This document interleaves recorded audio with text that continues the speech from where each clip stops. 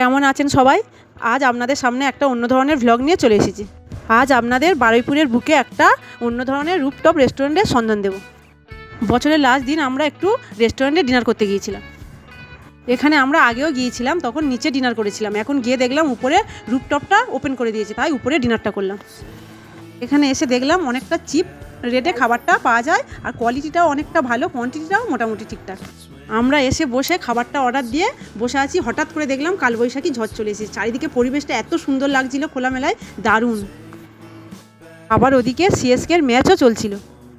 এদিকে আমাদের খাবারও চলে এসেছে। আমরা অর্ডার দিয়েছিলাম 2 plate chicken biryani, 1 plate chicken চাপ আর 2টো তান্দুরি রুটি।